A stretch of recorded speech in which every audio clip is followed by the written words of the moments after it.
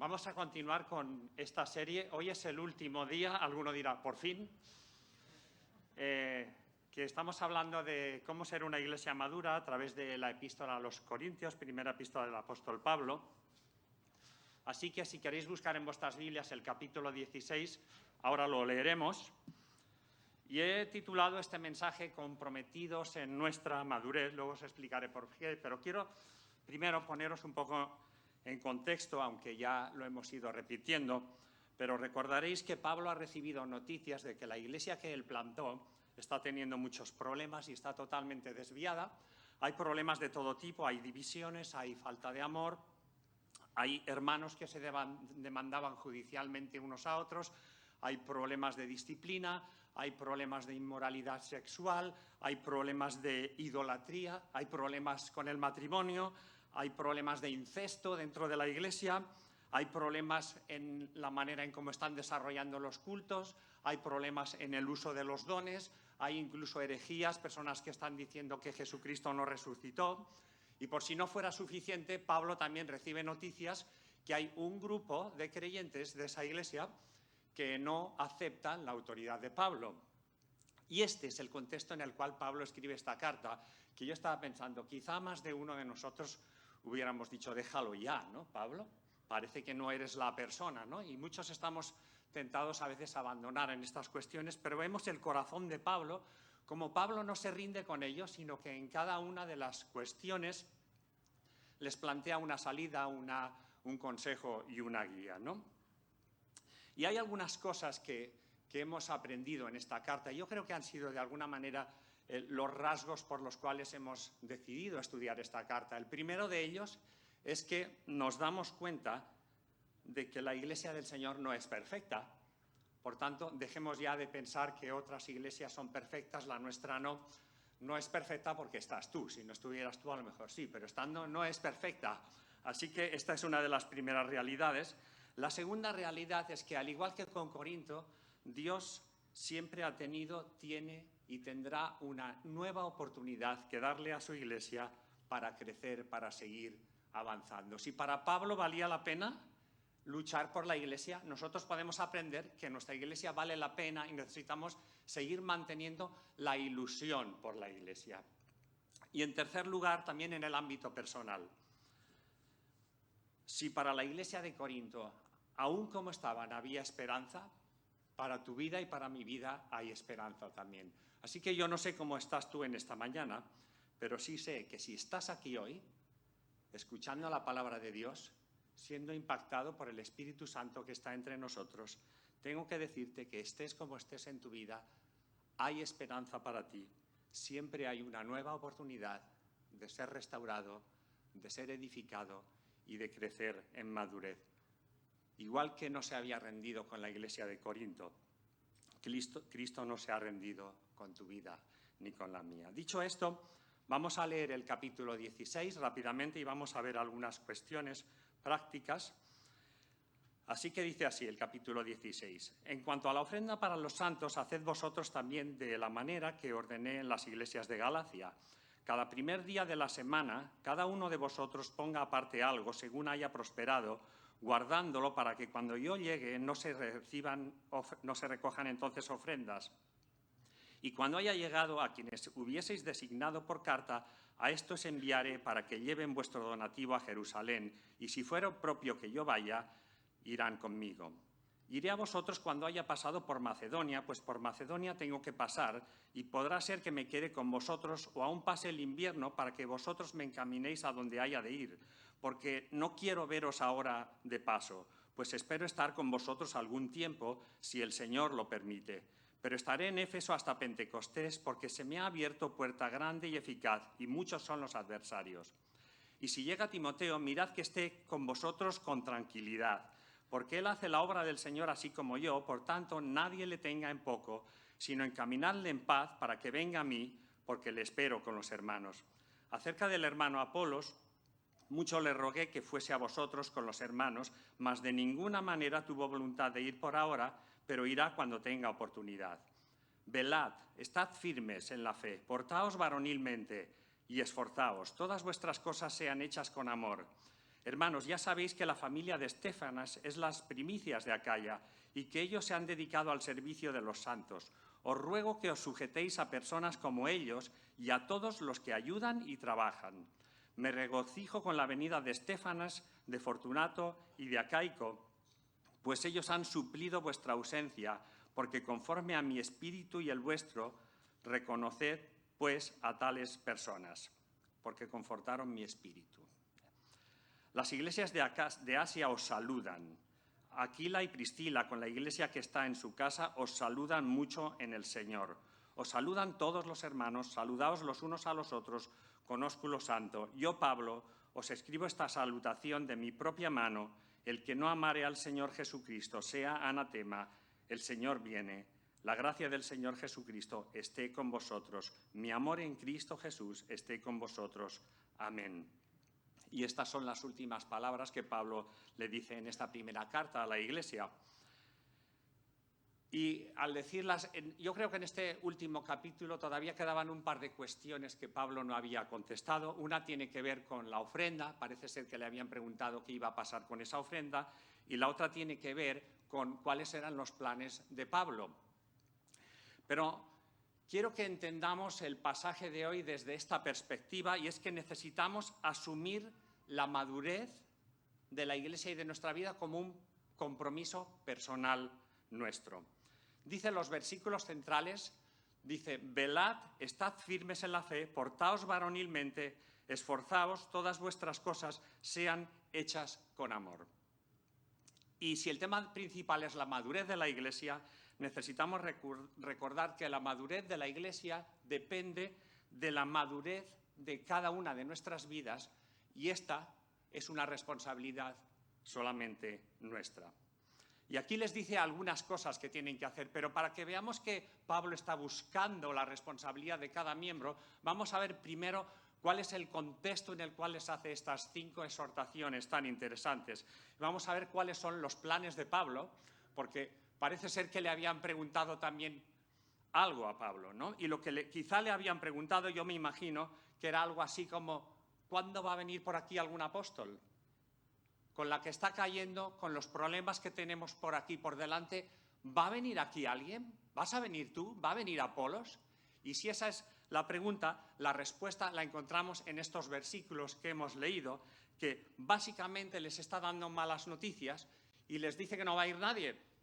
Recordáis que unos estaban divididos, unos eran de Pablo y unos eran de Apolos, ¿vale? Y les dice que de momento por ahí no va a aparecer ni Pablo ni Apolos, y el que sí que quizás vaya es Timoteo. Ahora fíjate que de Timoteo dice que nadie le tenga en poco. Ahora bien, si algunos miembros de la Iglesia estaban menospreciando a Pablo, ¿qué no dirían de su discípulo Timoteo? Pero Pablo hace ver algo que está por encima de los gustos, de las preferencias, de la popularidad o incluso de la elocuencia de una persona. ¿Y cuál es el argumento que Pablo sostiene para que acepten a Timoteo? Dice que Timoteo hace la obra del Señor, así como yo.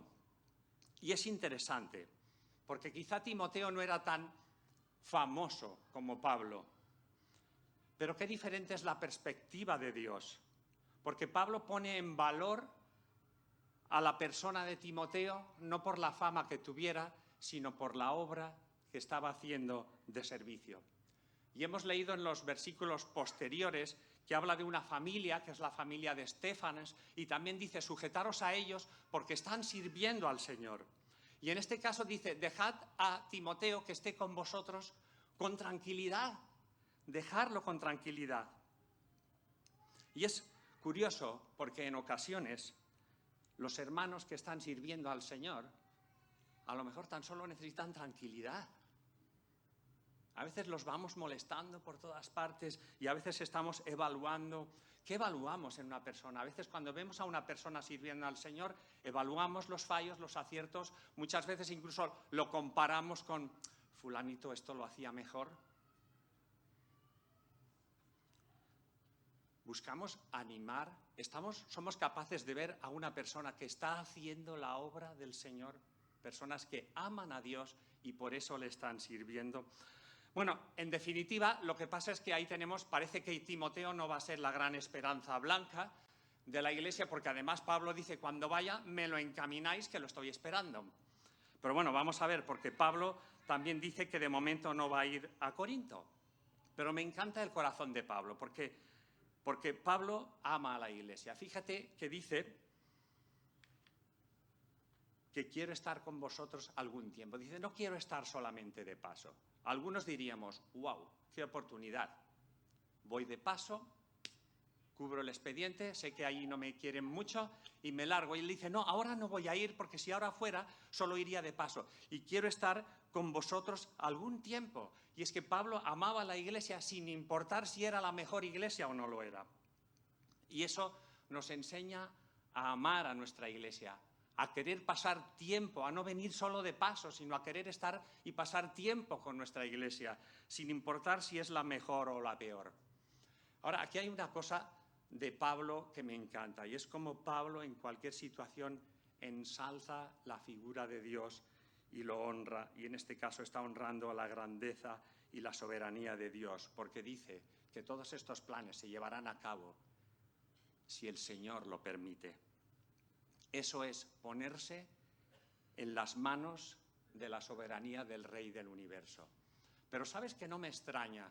Porque Pablo había visto en varias ocasiones truncar sus propios planes, porque Dios tenía otros. El primer plan que le fue truncado fue en el camino de Damasco, que iba en una dirección, pero Jesucristo mismo lo llevó en una dirección contraria con un llamado. Porque Dios no permitió lo que iba a hacer. Pero en 2 ocasiones posteriores también, en el libro de los Hechos, él tenía planes para ir a un lugar determinado y dice que el Espíritu no se lo permitió. Y Pablo era muy consciente de que hay un Dios soberano que está controlando absolutamente todos los asuntos de la vida. Y que Dios es muchísimo más grande que los planes que tú y yo podamos tener. Y eso nos tiene que llevar a la oración, a buscar a Dios para buscar su voluntad. Pero también nos dice que en cualquier situación de la vida que estés pasando, sea buena, sea mala, necesitas saber esto. El Señor lo permite. No lo dudes. Todo lo que pasa en tu vida, desde que te levantas hasta que te acuestas, el Dios soberano del universo lo permite.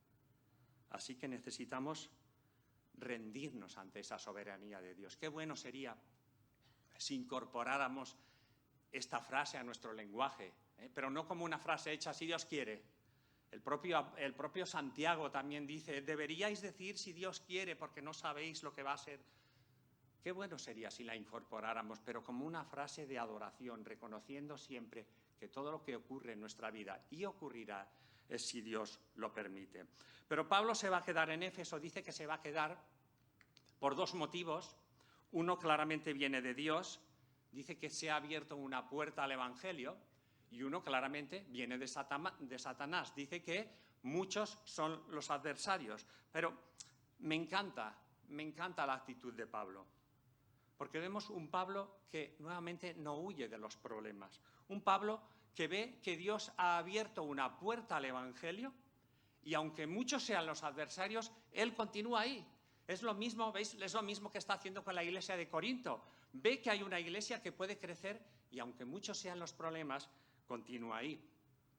Estaba pensando, ¿cuál es nuestra actitud normalmente ante las dificultades?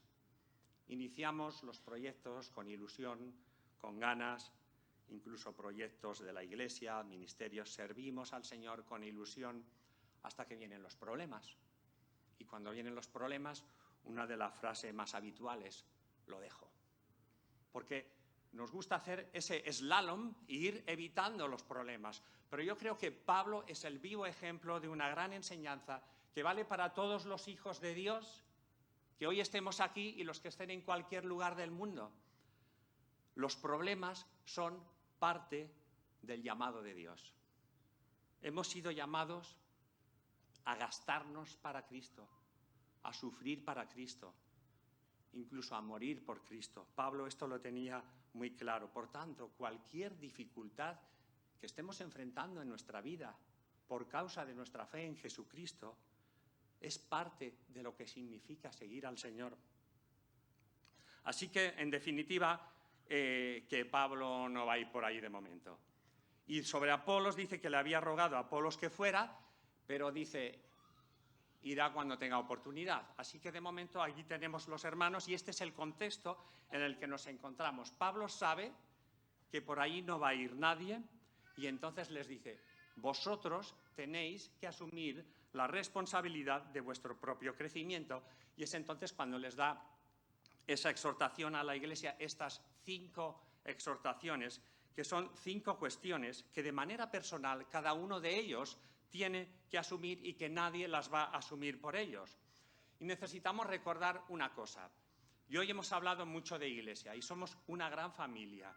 Y te agradezco, Javi, que nos hayas hecho ver ese concepto de familia. Porque la Iglesia no es una empresa ni una corporación. La Iglesia son personas, son los miembros. No es la Iglesia es una cosa y tú eres una cosa. La Iglesia es lo que tú eres. De modo que la Iglesia solamente crecerá si tú creces. Hay gente que dice, yo no crezco por culpa de la Iglesia.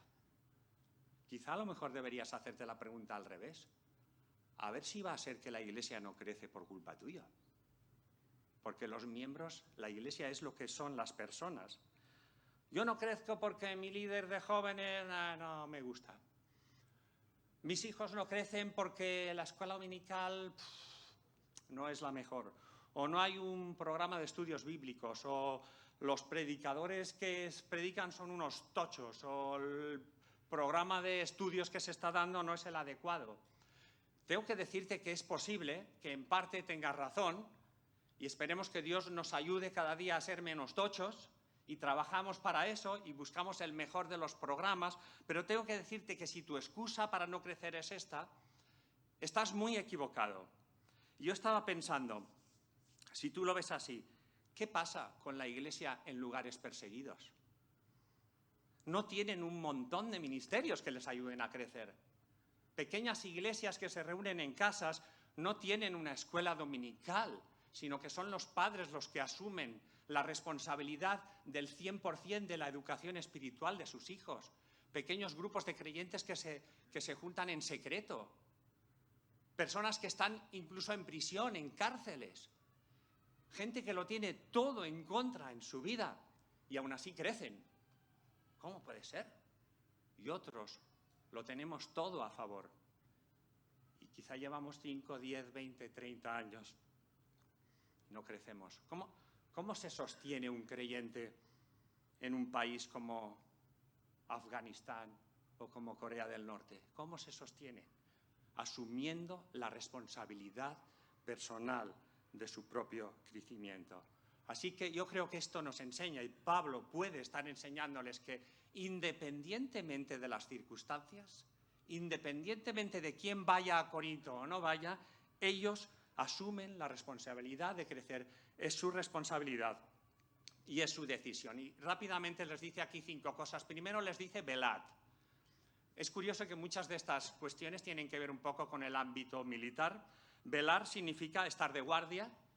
Los que hemos tenido el gran privilegio de estar en el servicio militar, los jóvenes os lo habéis perdido esto, y así bueno, es igual, dejemos el tema porque pero yo estuve en el servicio militar y estuve en un destino en el cual durante 13 o 14 meses tuve que hacer guardia, noche sí, noche no, noche sí, noche no. Así durante todo el tiempo. Estábamos en una garita cerrada con unas ventanas y por ahí tenías que mirar con el fusil por las ventanas a ver si venía el enemigo. Claro, nosotros sabíamos que no había ningún enemigo. Cansados que íbamos, ¿qué hacíamos? Nos dormíamos. ¿Pero por qué nos dormíamos? Porque no teníamos ninguna percepción de peligro. Pero aquí el apóstol Pablo, cuando dice velad, está diciendo estáis en peligro. Y los creyentes siempre estamos en peligro. Lo único que tenemos que hacer es ser sabios y reconocer la manera en cómo estamos siendo atacados. Quizá no estamos siendo atacados como puede estar atacado un creyente en Corea del Norte. Obviamente que no, y gracias a Dios que no. Pero normalmente los ataques de nuestra sociedad vienen normalmente por argumentos pseudo-intelectuales, porque yo ni siquiera diría que son intelectuales, que tratan de minar todos los valores y todos los principios del cristianismo. ¿Y sabes cómo podemos reconocer que estamos siendo atacados? Porque muchas veces, no sé si os pasa a vosotros, muchas veces somos tentados a intentar ver cómo podemos encajar la Biblia en esta nueva ideología que nos traen. Ha venido una nueva ideología, a ver si la Biblia encaja, cuando lo que tenemos que hacer es encajar nuestra mente en la palabra de Dios, porque esta nueva ideología vendrá y se irá, y otra vendrá y otra se irá, pero la palabra de Dios no se mueve. Así que somos atacados de esa manera. Y velar significa estar en guardia, porque nosotros podemos caer en el sueño, pero el enemigo nunca duerme, nunca duerme. Jesús dijo, hay una manera de velar, y Jesús les dijo a sus discípulos, velad y orad para que no entréis en tentación. Así que para Jesús, una de las maneras de velar es orar. Y yo te pregunto, ¿eres consciente de que estás en una lucha? Me dirás, sí. En medio de la lucha, ¿estás velando en oración? ¿Estás esperando en el Señor? ¿Estás teniendo esta conexión personal e individual con tu Dios? ¿Estás acercándote cada día al trono de la gracia para hallar el oportuno socorro? Eso es velar, eso es estar protegido. Porque la gran mayoría de ocasiones que vemos en nuestra vida, hablo por mí mismo, en nuestra vida hay épocas que son estériles, secas espiritualmente, ¿verdad que sí? A lo mejor alguien no ha tenido nunca ninguna. Pero piensa un momento, cuando estés en una época de esas espiritualmente seca de tu vida, rebobina para atrás y mira cuándo dejaste de orar. Porque normalmente estas épocas vienen precedidas de un abandono del haber velado en oración. Velad, estad firmes, dice. La palabra estad firmes se traduce originalmente del griego, es literal, estar de pie. Y piensas, claro, es lógico. No voy a estar, si estoy de pie no puedo estar dormido. Vale, pero estaba pensando, ¿sabes qué? ¿Sabes que hay ciertos animales que tienen la capacidad de dormir de pie? Hay mamíferos, tipo como el elefante, el bisonte, el caballo, otros muchos, que tienen la capacidad de dormir de pie, y eso es una defensa biológica que tienen por si viene un depredador que si están tumbados su capacidad de reacción no es tan rápida, entonces tienen un sistema que son capaces de bloquear sus articulaciones y duermen de pie, así si viene el depredador en unas décimas de segundo antibloqueo y salen corriendo. Y aquí nos está diciendo que tenemos que estar así, preparados, de pie. No podemos sentarnos y tenemos que estar firmes con nuestras, entenderme espiritualmente hablando, con nuestras articulaciones bloqueadas. Permanecer firmes en aquellas verdades que son la Biblia, las patas o columnas que sostienen nuestra vida son las verdades de la Biblia, y hay firmes, sin movernos, y alertas. Dice también, portaos varonilmente. Esta frase puede ser conflictiva. Algunas mujeres pueden pensar, ahora desconecto. No, no desconectes, espero que no. Alguien diría, bueno, por la ideología de género. No, no es por esto. Aunque es cierto que en el original griego Pablo está hablando de un concepto de masculinidad, tengo que deciros que si seguimos hablando del aspecto de la batalla, Pablo está hablando, de hecho en algunas otras traducciones lo traduce como tener valor, ser valiente y tener coraje. Y si pensamos en la batalla en aquella época, imaginaros un momento cuando el ejército iba a salir a la batalla y salían al ataque, yo me imagino esa expresión, sed hombres, ¿vale? Algo que hoy no se dice, esa frase no está políticamente correcta, pero el concepto es valor y coraje. Y fíjate que como las dos primeras expresiones son más defensivas, esta ya es ofensiva, es vamos al ataque. Es tomar la determinación de derrotar al enemigo de nuestra alma. Pero dices, no, pero espera un momento, Cristo ya ha aplastado a Satanás. Y es cierto, Cristo ha aplastado ya a Satanás, Pero nos quedan algunas preguntas que hacernos cada uno de nosotros. ¿Qué cosas hay en tu vida que están impidiendo tu crecimiento espiritual, tu madurez? ¿Qué hábitos? ¿Qué adicciones? ¿Qué actitudes? ¿Qué actividades? ¿Qué relaciones se están adosando a tu vida y te están impidiendo ser el hombre o la mujer que Dios quiere que seas? Sé valiente, ten coraje, atácalas en el nombre de Cristo. No te conformes, tienes el poder. Y por eso continúa diciendo, esforzaos, porque eso no lo podríamos hacer en nuestro propio poder. Porque nosotros podemos tener, dice, voy a ser valiente, venga, me lanzo. Pero ¿y la fuerza? ¿De dónde la saco? El propio apóstol Pablo, cuando les escribe a los Efesios, ese gran capítulo 6 de Efesios, sé que algunos jóvenes habéis estado estudiando Efesios ahora, ¿verdad? A ver si os acordáis de algo. Cuando habla de que no tenemos lucha contra carne ni sangre, sino contra huestes de maldad, y luego presenta toda la armadura de Dios que tenemos a nuestra disposición. Fíjate si no está hablando de una guerra, dice en el versículo 10, por lo demás, hermanos míos, fortaleceos ¿en quién? En el Señor. Así que tú puedes atacar al enemigo en el nombre de Cristo y por el poder de Cristo, porque en Cristo hay poder.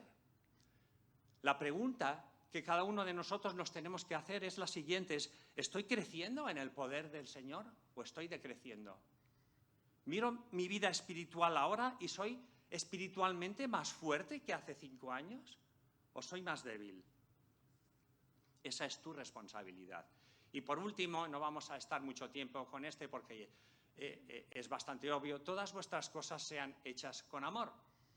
Esto es más que obvio, creo que no necesita ninguna explicación. Y si tienes alguna duda de qué es lo que pasa cuando haces algo sin amor, te vas 3 capítulos más atrás, a Corintios 13, y ahí te dice el apóstol Pablo lo que pasa si algo haces sin amor. Pero yo estaba pensando, ¿cómo en medio de toda la situación, en medio de todo el caos, en medio de toda la oscuridad que está habiendo en Corinto, qué haces con el amor ahí? Pablo, ahora no es el momento del amor. Pero es que estoy convencido de que en la oscuridad es donde el amor más brilla. Porque es fácil amar a las personas que todo lo que te han hecho es bueno. Pero el amor brilla más cuando amas a las personas que no todo lo que te han hecho es bueno. Y el amor brilla más cuando eres amado por personas que no todo lo que les has hecho es bueno. Y esto es un milagro de Dios y gloria a Dios. Y estaba pensando cuál es la demostración más grande de amor que ha habido en la historia de la humanidad. Es la cruz. ¿Y cómo viene la cruz? La cruz no viene en un concepto de piruletas y unicornios y un mundo feliz. La cruz viene en un concepto de una relación rota, de una relación de ofensa ante Dios. Y si estás aquí en esta mañana y no tienes a Cristo en tu vida, la mala noticia es que hay una relación rota con Dios. No lo digo yo, lo dice Dios en su palabra. Ese es el contexto en el cual tu vida está ofendiendo, dándole la espalda. Javi también nos lo ha dicho, eso es pecado, es darle la espalda a Dios, es estar en una relación de ofensa ante el Dios Santo. Pero ¿qué dice Romanos capítulo 5? ¿Qué dice Dios que hizo por nosotros? Dice que Dios mostró su amor por nosotros ¿cómo? En que aún siendo pecadores, es decir, aún en medio de esta ofensa tan grande, Cristo murió por nosotros. Esto es lo que hemos celebrado esta mañana mediante estos símbolos. Y ese es el amor que la palabra de Dios nos invita a que demostremos a esas personas con las cuales la relación es más difícil. Para Pablo no era una teoría, sino que lo estaba demostrando en Éfeso, lo estaba demostrando también en Corinto. Y he dejado para el final la cuestión de la ofrenda, porque hemos leído la ofrenda. Alguien dirá, Ricardo, ¿te has saltado lo de la ofrenda? No me lo he saltado. Lo he dejado para el final, pero no porque crea que es lo más importante ni lo menos, sino porque creo que una de las demostraciones más prácticas de amor y sobre todo en el contexto en el que estamos leyendo, era la ofrenda.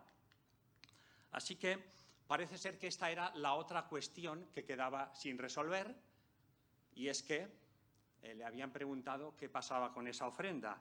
Por eso Pablo empieza diciendo, en cuanto a la ofrenda, es decir, parece que está respondiendo a algo que le han preguntado, en cuanto a la ofrenda para los santos, haced vosotros también de la manera que ordené en las iglesias de Galacia.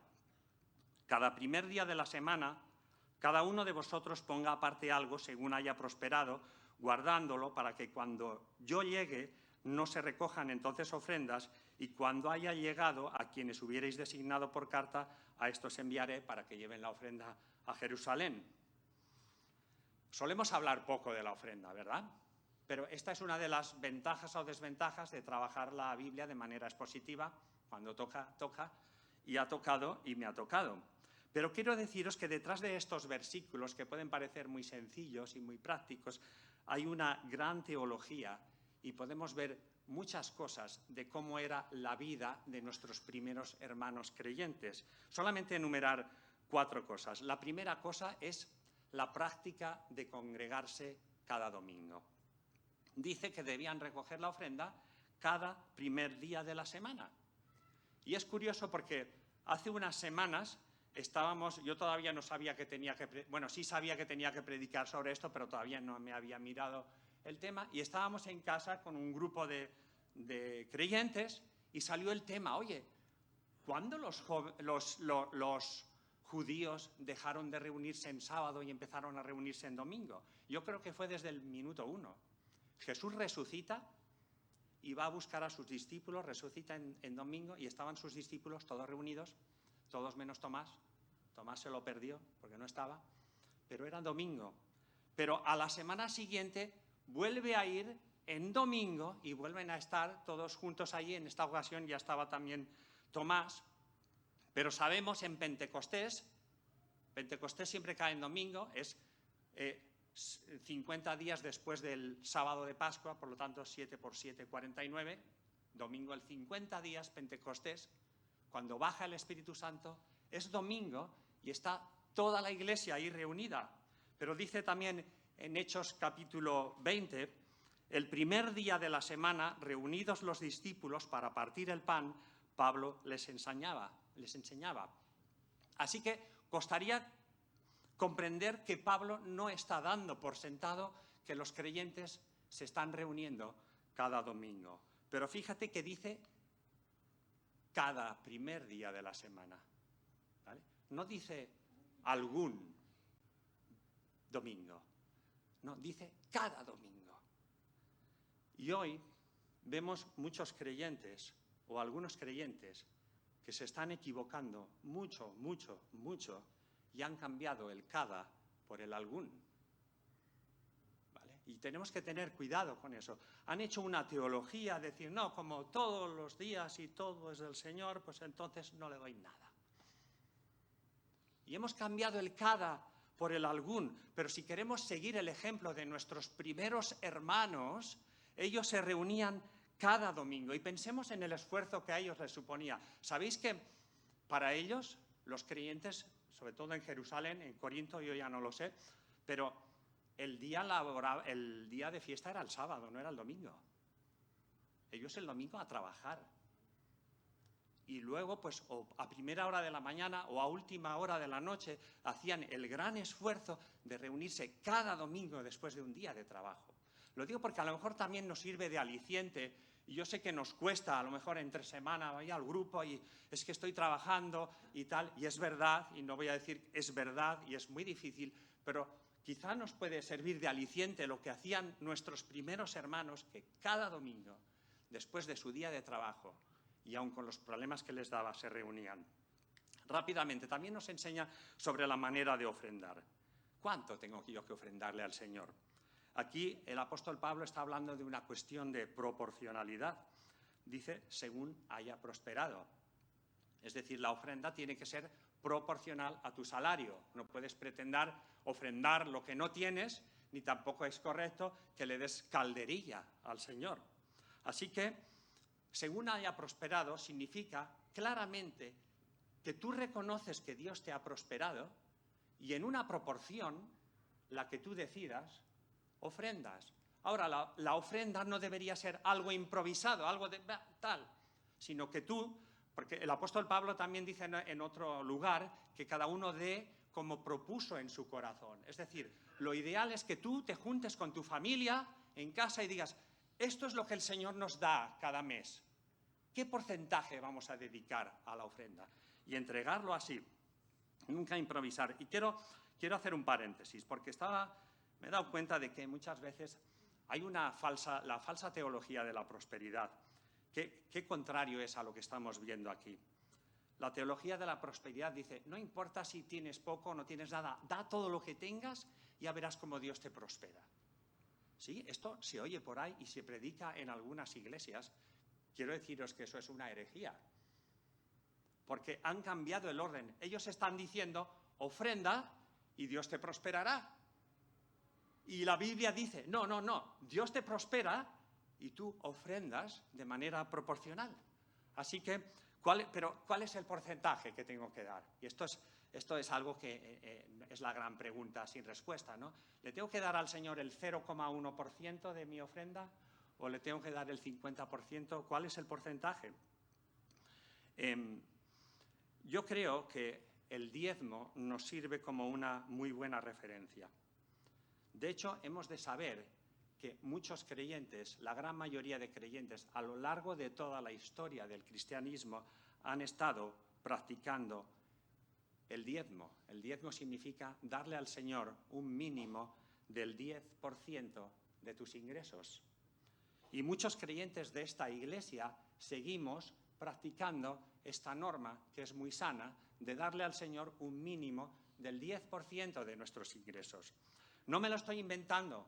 Alguno dirá, ya, pero el diezmo es del Antiguo Testamento, no está en ley. Es verdad, no es una ley. Es decir, yo no voy a decir, ni nadie puede decir, que si no das el diezmo estás pecando. No es verdad, no es así. Pero sí que es una muy buena referencia para saber si tal cantidad es poca o es mucha. Y pensemos, si seguimos el ejemplo de nuestros queridos hermanos del primer siglo, cuando estos creyentes judíos llegan a la fe en Jesucristo, ¿qué estaban acostumbrados a ofrendar? Ellos estaban ofrendando el 10%. Así que sorprendería que dijeran, bueno, ahora he entregado todo a Cristo, toda mi vida es de Cristo, qué bien, que ahora le voy a dar el 1 y me guardo el 9.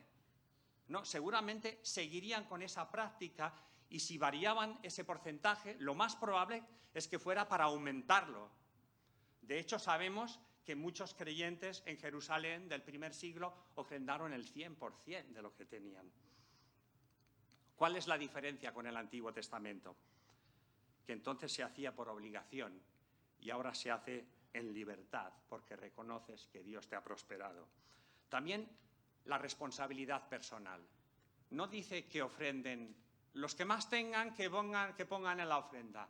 No, que dice que ofrenden cada uno de vosotros. De la misma manera que hay una responsabilidad personal en el crecimiento, cada uno de nosotros tenemos que crecer en madurez. Cada uno de nosotros, en la medida que podamos, necesitamos ofrendar. Siento tener que hablar de este tema, pero es el que me han puesto y me ha tocado. Y es que el hábito de ofrendar de manera continua y de manera sustancial, de alguna manera, es un reflejo de nuestra madurez espiritual. Pero yo iría incluso un poco más allá. No solo es un reflejo de la madurez, sino que personalmente yo creo que si ofrendas con la actitud correcta, es una herramienta que Dios puede usar y de hecho usará para bendecirte espiritualmente y para que tu vida crezca y madure. Y esa es la diferencia entre el diezmo por obligación y el diezmo en libertad. El primero te esclaviza, el segundo te hace crecer en madurez. Dice en Ageo, capítulo 2, mía es la plata y mío es el oro, dice Jehová de los ejércitos. No necesita mucha explicación este versículo, ¿verdad? ¿Qué quiere decir? Que Dios no necesita nuestro dinero. Pero ¿sabes una cosa? Somos nosotros los que necesitamos ofrendar. Y a lo mejor nos puede parecer que no, pero necesitamos ofrendar, porque cuando ofrendamos estamos haciendo el señorío de Cristo más palpable en nuestra vida. Y la madurez cristiana consiste, la clave es ir eliminando ídolos que se han instalado en nuestra vida. ¿Sabes? Cuando algo se pone por delante de Dios, malo, eso es un ídolo. ¿Y cuál es uno de los ídolos más arraigados en nuestra sociedad? ¿No es el materialismo? Esa obsesión por poseer cosas, esa obsesión por acumular dinero, esa obsesión por la comodidad, por el estado de bienestar, por el ocio, por la seguridad, que hasta cierto punto es bueno, pero cuidado cuando se convierte en una obsesión y se coloca por delante de Cristo, porque eso es un ídolo. ¿Y sabes cuál es la mejor manera, por no decir la única manera de luchar contra el materialismo? ¿Sabes cuál es? Es dando. Porque cuando tú das, dejas de mirarte a ti y miras a los demás. Y cuando tú das y le das a los demás, te das cuenta, la mayoría de veces, que aquello que has dado en realidad no lo necesitabas. Y Dios te bendice y arrancas un ídolo de tu vida y no solo le demuestras a Dios que es el primero en tu vida, sino que te demuestras a ti mismo que el dinero ya no es lo más importante. Así que Dios no necesita nuestro dinero, somos nosotros los que necesitamos ofrendar. ¿Por qué no te puedes plantear la ofrenda en una buena actitud, en una actitud con corazón alegre, como dice también Pablo, como una herramienta que Dios puede usar para que crezcas? La última cuestión ya también que vemos aquí es la unidad del pueblo de Dios. Dice, en cuanto a la ofrenda para los santos, dices, ¿pero qué santos? Ni siquiera lo especifica. Bueno, luego al final sí, ¿verdad? Ahí creo que lo dice. Pero al principio, en cuanto a la ofrenda para los santos, y es que era ya notorio en todas las iglesias de Galacia y de Asia que se estaba recogiendo, se habían unido todas las iglesias para recoger una ofrenda para llevar a Jerusalén a un sitio que no conocían, que nunca habían estado y que seguramente jamás estarían. Y con esto lo que tenemos que entender es que los apóstoles siempre imprimieron ese sentido de unidad total entre las diferentes iglesias locales. Incluso rompiendo barreras raciales. En este caso se recoge una ofrenda en iglesias de gentiles que no eran judíos para llevar a Jerusalén, la ciudad más judía que existía, así que se rompen barreras raciales y la llevan a Jerusalén, porque si leéis el capítulo 11 de Hechos, en Jerusalén estaban pasando hambre, estaban pasando mucha necesidad y eran sus hermanos. Sabemos que probablemente era por la persecución. Los creyentes en Jerusalén estaban siendo perseguidos. Recordáis que a raíz de la muerte de Esteban, la mayoría de los creyentes salieron corriendo de Jerusalén, lo dejaron todo y salieron huyendo de allí. Imaginaros qué clase de persecución había, pero algunos se quedaron, los apóstoles se quedaron. Y vemos que ahí, años más tarde, en Jerusalén hay una iglesia, pero están siendo perseguidos. Y lo más probable es que la persecución se hubiese traducido en pobreza, algo que todavía hoy pasa en lugares del mundo, donde hay creyentes, hermanos nuestros, que por entregar su vida a Cristo lo pierden todo. Pierden el trabajo, pierden la familia, pierden la casa y se convierten en pobres de la noche a la mañana. Y ahora era el momento de ayudar del resto de iglesias, de unirse a ayudar a la iglesia de Jerusalén. Y lo que Pablo nos está enseñando con esto es muy claro, es que no hay dos iglesias diferentes. El otro día escuchaba un podcast que hablaba de esto. No hay dos iglesias diferentes, una la iglesia perseguida y otra la no perseguida, solo hay una iglesia. Y este es el momento de ayudar a la iglesia de Jerusalén. Y lo que Pablo nos está diciendo aquí es que lo que ocurre en otras iglesias nos afecta a nosotros. Cuando una iglesia tiene éxito, ese es nuestro éxito. Y cuando una iglesia tiene un problema, ese es nuestro problema. Esa es la visión de unidad del pueblo de Dios. Ahora, pensaba un pequeño detalle nada más, porque aquí hay un detalle muy, muy bonito, muy interesante. Y es cómo la iglesia de Corinto está ayudando a la iglesia de Jerusalén, que en principio es la iglesia madre, donde nació el cristianismo. Pero ahora el centro del cristianismo ya no está en Jerusalén, han pasado unos cuantos años, y el centro del cristianismo ahora está en Antioquía. Desde Antioquía se han organizado los viajes misioneros que han llevado a que se plantara una iglesia en Corinto. Así que la sede, por decir algo, el centro, es Antioquía.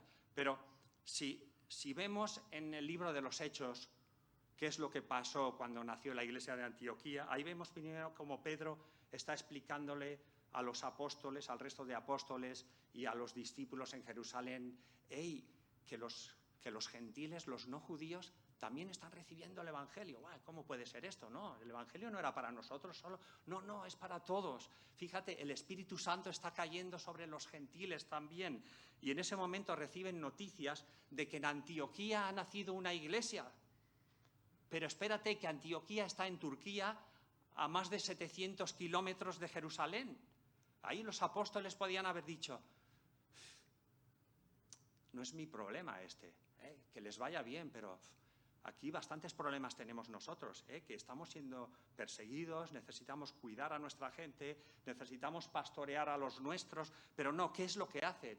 Inmediatamente, en cuanto se enteran de esto, envían allí a Bernabé.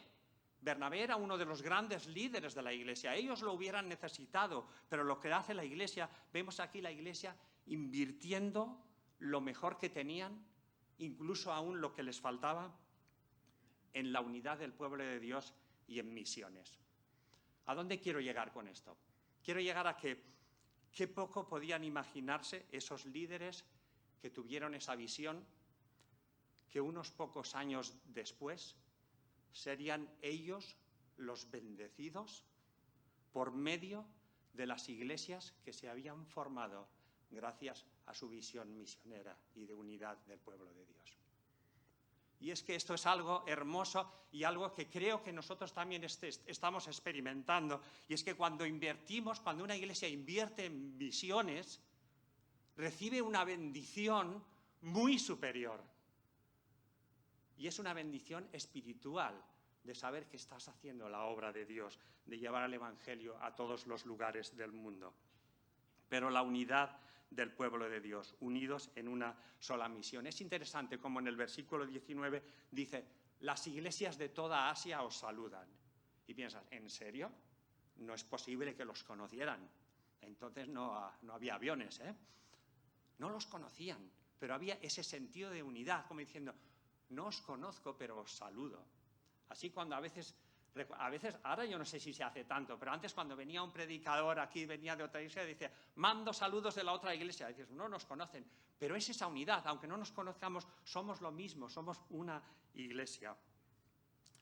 Así que ahora estaba pensando, cuando nosotros ponemos ese anuncio que hemos puesto ahí antes para orar por Francesc Mira y su esposa, seguro que algunos pensaréis: qué raro es esto que están haciendo ahora aquí cada semana con unas fotos aquí.